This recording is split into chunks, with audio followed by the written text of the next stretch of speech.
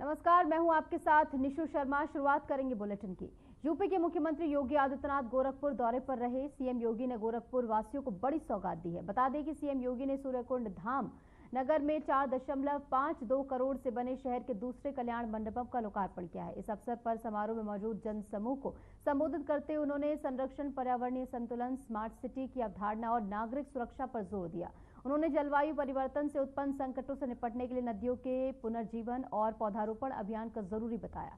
जनता से व्यापक भागीदारी की अपील भी की गई। क्या कुछ कहा है, सुनवाते हैं। आज प्रधानमंत्री मोदी जी का विजन स्मार्ट सिटी का, और स्मार्ट सिटी को सेफ सिटी में भी बदलना।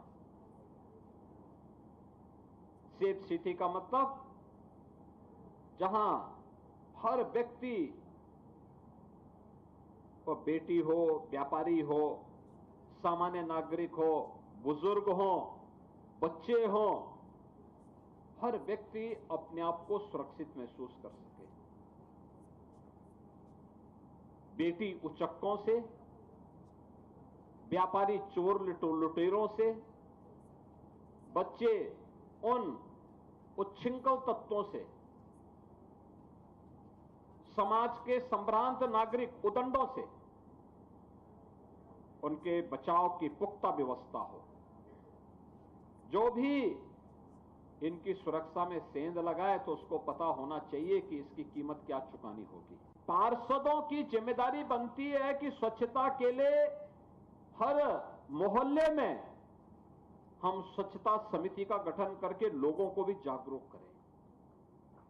स्वच्छता समिति बड़ी भूमिका का निर्वहन कर सकता है। ये स्वच्छता समिति ही अपने अपने मोहल्लों में, अपने अपने वार्ड में वृक्षारोपण के कार्यक्रम के साथ जुड़े। एक पेड़ मां के नाम प्रधानमंत्री जी का आह्वान था। पर्यावरण को बचाने के लिए, अपने पूर्वजों की स्मृति को जीवंत बनाए रखने के लिए, आने वाली पीढ़ी को एक बेहतर भविष्य देने के लिए हम लोग इस प्रकार का एक कार्यक्रम तैयार करें। एक पेड़ मां के नाम, यह भी उसी भावनात्मक पक्ष का प्रतिनिधित्व करता है। और ये भावनात्मक पक्ष इस बात को कि हम भी अपनी इस नागरिक जिम्मेदारी का निर्वहन करें। हमने हर जनपद को एक लक्ष्य दिया है कि हर जनपद कम से कम एक नदी का पुनरुद्धार करे। जो नदियां पहले हमारे इस राष्ट्र रूपी शरीर की धमनियां जैसी थी, वे नदियां लुप्त हो रही हैं। नदियों का लुप्त होने का मतलब आने वाले समय के लिए भीषण जल संकट का सामना हमें करना पड़ सकता है।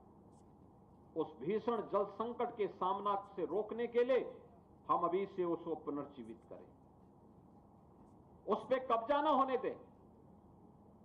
कभी गुड़धोआ भी एक नदी थी, बाद में नाला हुआ और नाला होने के बाद फिर कब्जा हो गया। इस समय फिर से जीवित हो रहा है।